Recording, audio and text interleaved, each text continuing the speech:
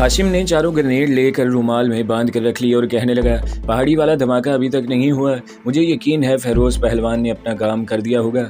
खालिद ने कहा, अगर इसने अपनी ड्यूटी ठीक तरह से पूरी कर दी है तो फिर 1.25 घंटा हमें धमाके का मजीद इंतज़ार करना पड़ेगा। हाशिम बोला, मैं आपके लिए चाय लाता हूँ। मैंने इसे कहा, कहाँ से चाय लाओगे? वो बोला, बाजार की नुक्कड़ पर एक होटल है, वहाँ से लाऊंगा। कमांडो खालिद ने कहा, इस वक्त तुम्हारा बाहर निकलना ठीक नहीं है, हमें चाय नहीं चाहिए। हाशिम कहने लगा, तो फिर मैं यहीं चाय बनाता हूँ। चाय की तो मुझे भी सख्त तलब महसूस रही थी, आपको भी चाय की सख्त ज़रूरत है। मकान की पहली मंजिल पर बावर्ची खाना था। हाशिम नीचे चला गया। हमने अपनी घड़ियों पर निगाह डाली। हम पर एक अजीब हैजान खेज़ कैफियत तारी थी। खालिद मुझसे कहने लगा, करमदार तुम्हारा क्या ख्याल है, फेरोज शाह ने बम भी ठीक जगह पर रख दिया होगा? मैंने कहा, आदमी अगरचे अनाड़ी है मगर इसे कोई ख़ास टेक्निकल काम भी नहीं करना। एक तावीज़ था जो इसने अपने बाजू के साथ बांध रखा था, बस इस तावीज़ को पेट्रोल के ड्रमों के दरमियान रख देना है। अचानक मुझे ख्याल आया कि एक तो हमने गोला बारूद वाला फौजी कानवाई को उड़ा दिया है, अब थोड़ी देर बाद एमुनेशन सेंटर धमाके से उड़ जाएगा तो फौज हमारी तलाश में सारे झांसी शहर को घेरे में ले लेगी और ऐन मुमकिन है कि हम पकड़े जाएं। जब मैंने खालिद के आगे इस खदशे का इजहार किया तो वो भी थोड़ा सा परेशान हो गया। कहने लगा, ये तो मैंने भी सोचा था, भोपाल होता तो और बात थी, ये दूसरा शहर है, इस शहर के गली मोहल्लों से भी नावाकिफ़ हैं। मेरा ख्याल है हमें यहाँ से निकलकर शहर से दूर किसी जगह छुप जाना चाहिए। कमांडो खालिद जल्दी से उठा। इसने सीढ़ियों में जाकर हाशिम को आवाज़ दी, वो ऊपर आ गया। खालिद ने इसे मुमकिन खतरे से आगाह किया और कहा, इस तरह इसके पकड़े जाने का भी डर है। हाशिम बोला, मुझे अपनी फ़िक्र नहीं है, लेकिन आपका सलामत रहना बहुत ज़रूरी है। अगर आपने फ़ैसला कर ही लिया है तो मेरे साथ आइए। हमने अपनी ऑटोमेटिक पिस्तौल और कमांडो चाकू जेबों में संभाले और हाशिम के साथ इसके मकान से निकल गए। इसका मकान, जैसा कि मैं बयान कर चुका हूँ, शहर से बाहर एक मामूली सी गरीबाना बस्ती में था। वहाँ से हम पैदल ही गुजर कर जब शहर से बाहर जाने वाली सड़क पर आए तो वहाँ 3 फौजी गाड़ियाँ बड़ी तेज़ी से गुजर गईं। कमांडो खालिद कहने लगा, करमदार लगता है तुमने ऐन वक्त पर हम सबको बचा लिया है। हाशिम ने कहा, सड़क पर से उतरकर खेतों में आ जाएं। हम सड़क से उतरकर खेतों में से गुजरने लगे। खेतों में ऊंची फसल खड़ी थी। हाशिम हमें लेकर फसल की ओट में हो गया। हम इसके पीछे तेज तेज चल रहे थे। मैंने घड़ी पर निगाह डाली, अभी धमाके होने में काफ़ी वक्त था। कमांडो खालिद ने हाशिम से कहा, शहर से बाहर अगर हम किसी जंगल में चले जाएं तो ज़्यादा बेहतर होगा, किसी मकान वगैरह में छुपना ठीक नहीं रहेगा। हाशिम बोला, मैं आपको जंगल में ही लिए जा रहा हूँ। बस्ती भारत के घने जंगलों का सिलसिला एक तरह से मुंबई की तरफ जाते हुए ग्वालियर ही से शुरू हो जाता है, लेकिन मगरबी को सतपड़ा के जंगल झांसी के बाद ज़्यादा घने होना शुरू हो जाते हैं और आगे भोपाल से लेकर जनूब में होशंगाबाद और नागपुर तक चले जाते हैं। एक मुकाम पर मंदिर की बड़ी इमारत सड़क किनारे आ गई। हाशिम ने वहाँ से मोटर रक्षा ले लिया। हम तीनों घुसड़ मुसड़ कर एक ही रक्षे में बैठ गए। रक्षा एक तरफ को रवाना हो गया। हाशिम इसे गाइड कर रहा था। जब हम शहर कई मील आगे भोपाल की जानिब आ गए तो हाशिम ने एक नदी के पुल पर पहुंचकर रक्षे को फारिग कर दिया। हम नदी का पुल अबूर करके दूसरी तरफ दरख्तों झाड़ियों के दरमियान चलने लगे। आगे एक जंगलाती टीला था। हाशिम रुक गया। टीले की तरफ इशारा करके कहने लगा, यहाँ ऊपर किसी ज़माने में एक हिंदू ठेकेदार ने अपनी वालदा की समाध बनाई थी और साथ ही अपने रहने के लिए कोठरी भी बनवाई थी। वो महीने में 4 दिन यहाँ अपनी माँ की समाध पर आकर भजन कीर्तन किया करता था। इस हिंदू ठेकेदार के मरने के बाद ये समाध वीरान हो गई। अब यहाँ कई बरस से कोई नहीं आया। आप लोग इस कोठरी में जितनी देर चाहे छुप कर रह सकते हैं, इस तरफ कोई नहीं आएगा। क्या ख्याल है? कमांडो खालिद ने कहा, हमें कोई एतराज़ नहीं। टीला छोटा सा था। चढ़ाई चढ़ने के लिए ढलान पर एक तरफ इस मालदार हिंदू ने पत्थर की सीढ़ियाँ बनाई हुई थी जो अब ऊंची नीची घास में छुप गई थी। हम सीढ़ियाँ चढ़कर टीले के ऊपर आ गए। टीले के ऊपर एक थोड़ी सी खुली जगह थी जहाँ दरमियान में एक समाध थी। समाध अब आप भी जान गए होंगे कि क्या होती है। बाज़ हिंदू लोग अपने मुर्दों की कुछ हड्डियाँ या राख चिता से लाकर दफन कर देते हैं। इसके ऊपर बहुत छोटी सी बारादरी या सहदरी बना देते हैं। यहाँ भी ऐसा ही किया गया था। वहीं एक तरफ खपरेल की डहलानी छत वाली एक कोठरी थी। छत एक तरफ से दीवार के साथ ही नीचे बैठ गई थी। कोठरी का दरवाज़ा भी गायब था। यहाँ से मगरिब की जानिब झांसी शहर की आबादी दूर से नजर आ रही थी। मैं और कमांडो खालिद इस आबादी की तरफ देखने लगे। वो कहने लगा, यहाँ से हमें मालूम हो जाएगा कि हमने टारगेट मार लिया है या हम अपने मिशन में नाकाम हो गए हैं। हाशिम कहने लगा, मैं शाम को आकर आपको सब कुछ बता दूंगा। आपके लिए खाना और चाय भी लेता आऊँगा। ये जगह बड़ी महफूज है, इस तरफ कोई आता जाता भी नहीं है। हाशिम हमें वहाँ छोड़कर चला गया। हम एक मिनट बड़ी बेचैनी और तजस्सुस के आलम में गुजार रहे थे। कोठरी के बाहर समाध के छोटे से चबूतरे पर बैठे शहर की तरफ मुसलसल देख रहे थे। अगर फेरोज शाह ने प्लान के मुताबिक सब काम किया था तो अभी कुछ देर में वहाँ ज़बरदस्त ज़बरदस्त धमाका होने वाला था। हम बार बार अपनी अपनी घड़ियों को देखते ही मैंने खालिद से पूछा, खालिद भाई फ़ैरोज़ शाह ने यही कहा था ना कि वो ठीक 1 बजे बम गोदाम में रख देगा? कहा तो यही था। खालिद ने शहर की तरफ देखते हुए कहा। मैंने कहा, इस हिसाब से तो धमाका होने में 15 मिनट रह गए हैं। खालिद ने अपनी घड़ी देखी और उठकर टहलने लगा, फिर बैठ गया और कहने लगा, मेरा ख्याल है हमें इस हैजानी कैफियत से निकल आना चाहिए। हम जो कुछ कर सकते हैं हमने कर दिया है, अब आगे किस्मत का खेल है। धमाका होना होगा तो हो जाएगा, नहीं होना होगा तो एक बार फिर किसी दूसरे हिकमत अमली पर अमल करके कोशिश करेंगे। इतने में मुझे एक हल्का सा झटका लगा। ये झटका खालिद ने भी महसूस किया। इसके साथ ही ऐसी आवाज़ आई जैसे दूर कहीं कोई आतिशफिशां पहाड़ फट गया हो। हमारी निगाहें बेख्तियार शहर की तरफ उठ गईं। दिन का वक्त था। शहर की तरफ एक जानिब धुएं के बादल उठकर आसमान की तरफ जा रहे थे। कमांडो खालिद ने बेख्तियार मुझे गले लगा दिया। करमदाद, हमने टारगेट मार लिया है, या अल्लाह तेरा शुक्र है। और कमांडो खालिद वहीं खुदा के हुजूर सजदा रेज हो गया। शहर की तरफ से परिंदों के गौल शोर मचाते जंगल की तरफ उड़ते चले आ रहे थे। धमाके की लर्जिश से जंगल में दरख्तों के परिंदे भी शोर मचाते उड़ गए थे। कमांडो खालिद और मैं मुसलसल शहर की आबादी के ऊपर धुएं के बादलों को देख रहे थे। किसी किसी वक्त स्याह धुएं में बिजली सी चमक जाती थी। ये फटने वाले मुख्तलिफ असले की चमक थी। धुएं के बादल शहर के ऊपर काफ़ी बुलंदी पर जाकर मुअल्लक हो गए थे। कमांडो खालिद ने धुएं के बादल को देखकर कहा, करमदाद, कहीं इस एमुनेशन सेंटर में इंडियन आर्मी ने कोई न्यूक्लियाई महत्तर टेल वगैरह तो नहीं रखे हुए थे? धुएं की ये छतरी मुझे बिल्कुल एटम बम के धमाके के बाद की नज़र आती है। मैंने कहा, नहीं खालिद भाई, ऐसी बात होती तो इस वक्त सारा शहर आग की लपेट में होता और हम भी यहाँ जिंदा सलामत ना होते। ये इंतहाई ताकतवर बारूद के फटने की वजह से है। मैंने खालिद से कहा, तुम इसी जगह ठहरो, मैं नीचे जाकर देखता हूँ कि इस तरफ कोई फौजी या पुलिस की गाड़ी तो नहीं आई। मैं टीले से उतर कर दरख्तों में से गुजरता इस जगह आ गया जहाँ दूर से खेत और खेतों के पार शहर को जाती सड़क नजर आ रही थी। सड़क पर ट्रैफिक चल रही थी। मुझे ऐसा लगा जैसे लोगों में कुछ अफरा तफरी सी है। गाड़ियों के हॉर्न की आवाज़ें भी आ रही थी। खेत खाली पड़े थे, अभी तक इस तरफ कोई नहीं आया था। फौज ने ज़रूर शहर को मुहासरे में ले लिया होगा। मैं वापस खालिद के पास आ गया। इसने पूछा, कोई ख़ास बात नहीं?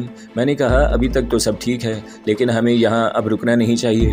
देखा जाए तो हमारा मिशन मुकम्मल हो गया है, अब हमें यहाँ से निकल जाना चाहिए। फ़ौज के एमुनेशन सप्लाई सेंटर में इतनी ज़बरदस्त तबाही हुई है, फ़ौजी कन्वाई उड़ गया है। फ़ौज और पुलिस आराम से तो नहीं बैठेगी। कमांडो खालिद ने ज़रा सोच कर कहा, अगर हम इस वक्त निकल जाते जिस वक्त हाशिम हमें लेकर इस तरफ आया था तो ठीक था। अब ख़तरा है कि झांसी भोपाल रोड पर मिलिट्री पुलिस आ गई होगी, तो फिर इस जगह कब तक बैठे रहेंगे? मेरे सवाल के जवाब में कमांडो खालिद ने कहा, हमें अब हालात के मामूल पर आने तक इस जगह पर रहना चाहिए। दानिशमंदी का यही तकाजा है। इस वक्त निकलने में पकड़े जाने का खदशा ज़्यादा है। मैंने कहा, खालिद, मेरा तजुर्बा कहता है कि हमें यहाँ ज़्यादा देर तक बैठे रहना हमारे लिए नुकसानदेह साबित होगा। मेरी राय यही है कि हम आज ही रात के अंधेरे में यहाँ से भोपाल की तरफ चल पड़ते हैं।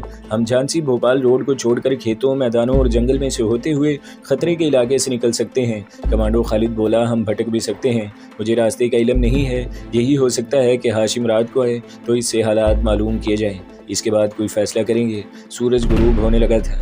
हम टीले पर कोठरी के बाहर ही बैठे कभी बातें करते, कभी टहलते और कभी शहर की आबादी की तरफ देखते रहे। शाम का अंधेरा फैलने लगा तो हाशिम का इंतजार शुरू हो गया। इसने कहा था कि वो अंधेरा होते ही आ जाएगा, हो सकता है वो जल्दी आ जाए। वो भी हमें धमाके के रद्द-ए-अमल और पुलिस और फौज की सरगर्मियों के बारे में ताज़ा तरीन सूरत हाल बताने को बेताब हो गया। अभी सूरज गुरूब हुए 10-15 मिनट ही हुए थे कि हाशिम आ गया। वो हमारे लिए खाने पीने का कुछ सामान भी लाया था। इसकी ज़ुबानी मालूम हुआ कि टीले का सप्लाई सेंटर सारा उड़ गया है। टीले के इर्द गिर्द की पहाड़ियों में भी आग लगी है। शहर में पुलिस और फौज आ गई है। सप्लाई सेंटर के इलाके में फौज ने कर्फ्यू लगा दिया है। जब हमने इसे बताया कि हम रात को वहाँ से भोपाल की तरफ निकल जाना चाहते हैं तो इसने कहा, भोपाल झांसी रोड पर तो फौज जगह जगह मौजूद है। खालिद ने कहा कि हम जंगल में से गुजर कर जा सकते हैं। हाशिम सोचने लगा, जंगल रात के वक्त इंसान का जानी दुश्मन बन जाता है और फिर जंगल में रास्ते की सीमत को बरकरार रखना नामुमकिन होता है। मेरा ख्याल है अब 2-1 रोज़ यहीं ठहरे रहें, इसके बाद बेशक निकल जाएं। मैंने खालिद की तरफ देखा। इसने कहा, मेरा अपना भी यही ख्याल है, लेकिन मैंने कहा, इस बात की क्या ज़मानत है कि हम यहाँ महफूज होंगे? इस तरफ मिलिट्री इंटेलिजेंस का ध्यान नहीं जाएगा। इंटेलिजेंस के आदमी सारे इलाके में फैल गए होंगे। खालिद ने कहा, करमदाद, यहाँ से निकलने में भी तो ख़तरा है, यहाँ से निकलना भी तो अब महफूज नहीं है। आखिर यही फैसला हुआ कि हम लोग इसी टीले वाली कोठरी में ही इस वक्त तक रोपोश रहेंगे जब तक कि हाशिम हमें आकर हालात के मामूल पर आने या कशीदगी ज़रा कम हो जाने की इतला नहीं देता। हमने थोड़ा बहुत खाना खाया आया। हाशिम कुछ देर हमारे पास बैठा रहा। जब रात गहरी होने लगी तो वो दूसरे रोज़ दोपहर को आने का कहकर चला गया। दूसरे रोज़ हाशिम ने आकर बताया कि शहर में फ़ौज गश्त कर रही है। मैंने फ़िरोज़ शाह के बारे में पूछा तो इस पर तो किसी ने शक नहीं किया। हाशिम ने बताया कि वो बिल्कुल खैरियत से है, मगर आप लोग अभी यहाँ से बाहर न निकले तो बेहतर है, क्योंकि ये इलाका भी फ़ौज की निगरानी में है। कमांडो खालिद ने कहा, तुम्हारे ख्याल में ये हंगामी हालात कब तक रहेंगे? हाशिम बोला, कुछ कहा नहीं जा सकता। फ़ौज जगह जगह मौजूद है। सप्लाई सेंटर के आसपास के इलाके में कई गिरफ्तारियां हुई हैं। हाशिम अपने साथ खाना भी लाया था। खालिद ने इसे खबरदार किया कि वो हर तरह से चौकस होकर आया करे। वो कहने लगा, मैं एक खुफिया रास्ते से यहाँ आता हूँ, फिर भी इस बात की तसल्ली कर लेता हूँ कि मेरा पीछा नहीं किया जा रहा। हम इस टीले पर 4 दिन तक रोपोश रहे। 5वें रोज़ हाशिम आया तो इसने ये खुशखबरी सुनाई कि फ़ौज शहर से चली गई है। हमने भोपाल जाने की तैयारियां शुरू कर दी। हालात के मामूल पर आने के बावजूद हम झांसी स्टेशन से रेलगाड़ी पर सवार होने का तसव्वुर भी नहीं कर सकते थे, क्योंकि फ़ौज ज़रूर शहर से चली गई थी, लेकिन हमें यकीन था कि मिलिट्री और सिविल पुलिस इंटेलिजेंस स्टेशन पर ज़रूर आने जाने वालों पर निगाह रखे हुए होगी। हाशिम ने तजवीज़ पेश की कि हम वहाँ से भोपाल की तरफ एक स्टेशन तक चले जाएं, वहाँ पैसेंजर ट्रेन ज़रूर ठहरती है, हम वहाँ से गाड़ी में सवार हो जाएं।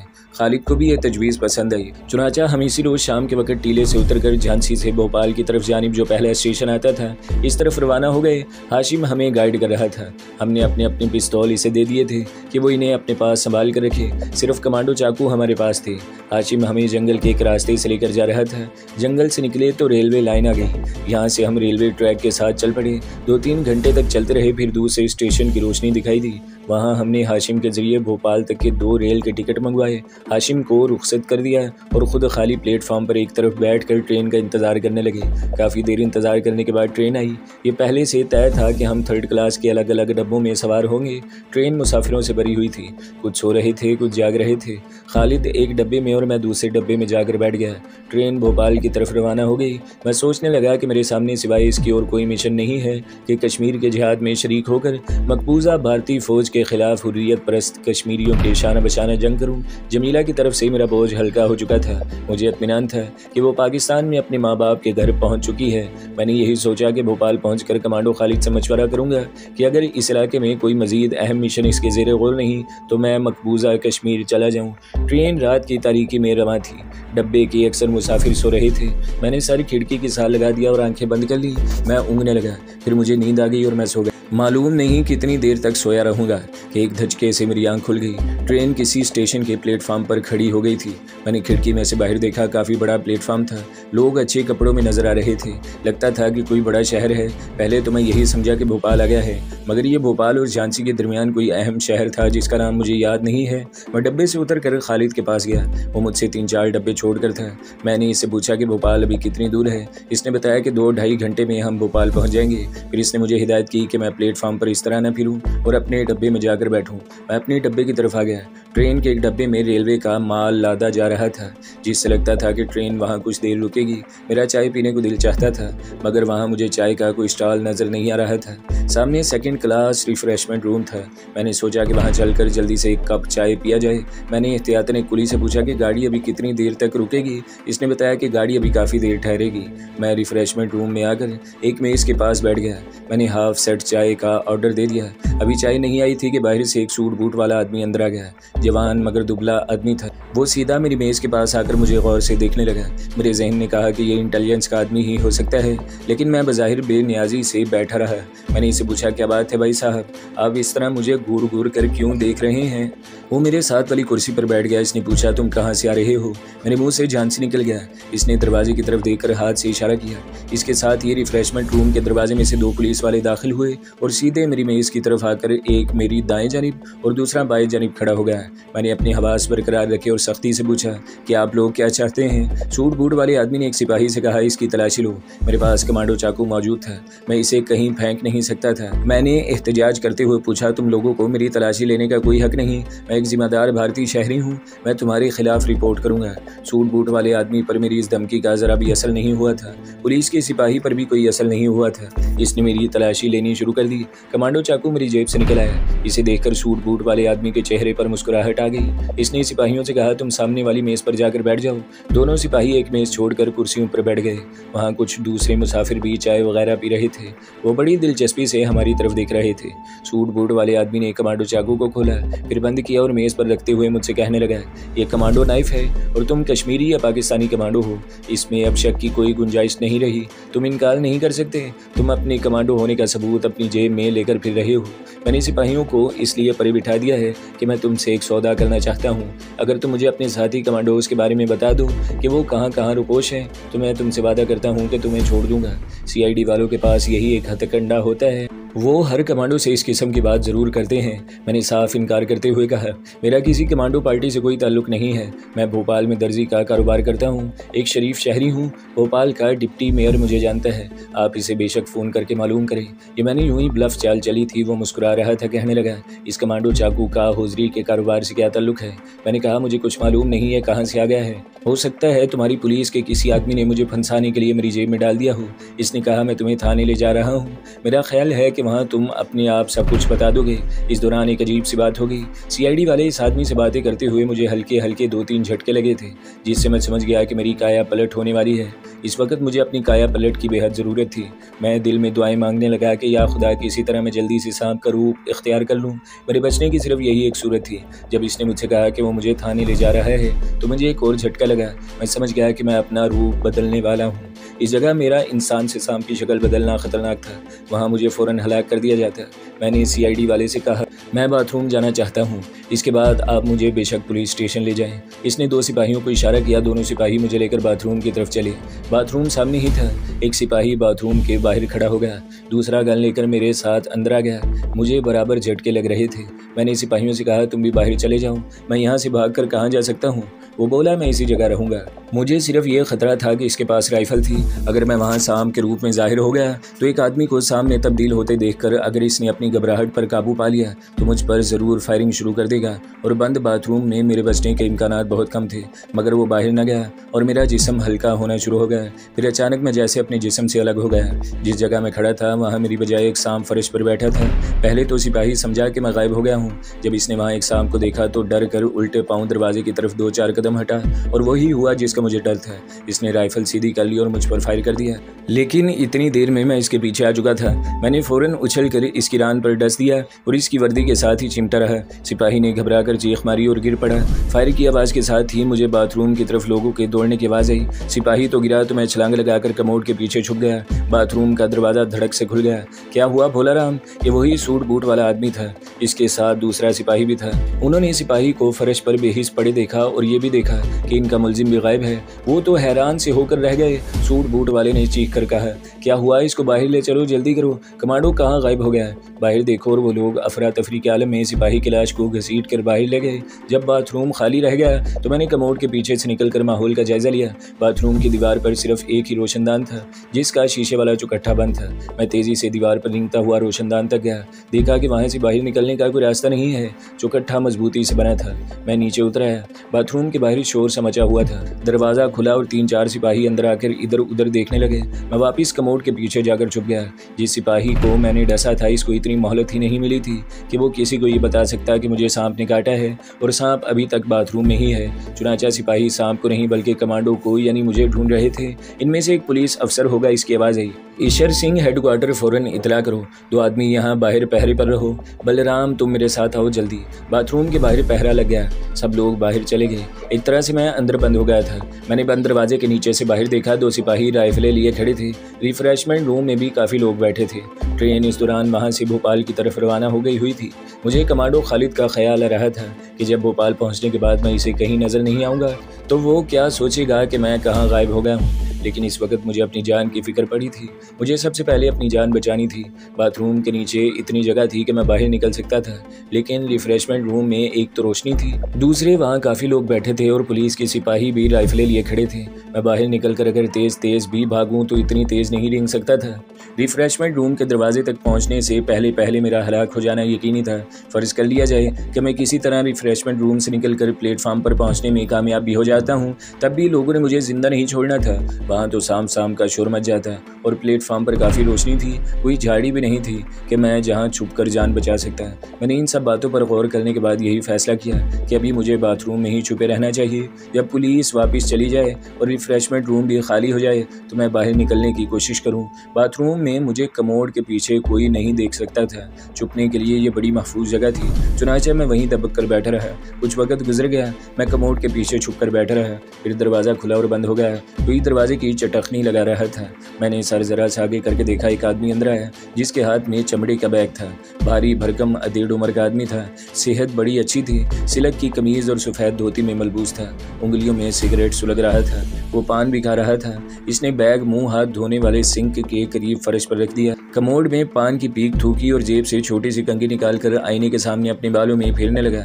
वो कोई फिल्मी गीत भी गुनगुना रहा था और थोड़ा थोड़ा आगे पीछे हिल भी रहा था, जैसे हल्के हल्के सुरूर में हो। मैं कमोड के पीछे से इसे देख रहा था और सोच रहा था कि अगर मैं इसी आदमी के बैग के साथ नीचे चिमट जाऊं तो मैं इसके साथ साथ बाथरूम की कैद से निकल सकता था। इतने में इस आदमी ने बैग खोलकर इसमें से शराब की बोतल निकाली और मुंह के साथ लगाकर हल्के हल्के घूंट भरने लगा। बैग का मुंह खुला देखकर फौरन एक तरकीब मेरे जहन में आ गई। मैं आहिस्ता से रेंगता हुआ चमड़े के बैग के करीब आ गया। वो आदमी बड़े मज़े से शराब की चुस्कियाँ लगा रहा था और गुनगुना भी रहा था और साथ सिगरेट के कश भी लगाता जा रहा था। वो मुझे नहीं देख सकता था। मैं इसके पाँव में बैग के पास था और फिर बैग के अंदर घुस गया। बैग में तरह तरह की चीज़ें भरी हुई थी। मैं इनके नीचे घुसकर छुप गया। थोड़ी देर बाद इस आदमी ने बोतल बंद की और इसे अपने चमड़े के बैग में डालकर बैग का जिप खींचकर इसे बंद कर दिया। मुझे ये ख्याल ही नहीं आया था कि बैग को जिप लगी हुई है। अब मैं इस शख्स की सवाबदीद पर था कि जब वो दोबारा जिप को खोलेगा तो मैं बाहर निकल सकता था। अगर बैग को जिप न लगी होती तो जब वो बाथरूम से बाहर जाता मैं किसी भी जगह मुनासिब मौका देखकर बैग में से रेंग कर बाहर छलांग लगा सकता था। मगर जिप के बंद हो जाने से मैं बाथरूम की कैद से निकलकर चमड़े के बैग की हवालात में फंस गया था। तो दोस्तों, अगली किस्तें सुनने के लिए हमारे चैनल को ज़रूर सब्सक्राइब करें, वीडियो को लाइक करें और बेल के आइकन पर भी क्लिक कर दें ताकि हर जो आने वाली वीडियोज़ हैं वो आपको सबसे पहले मिलती रहें।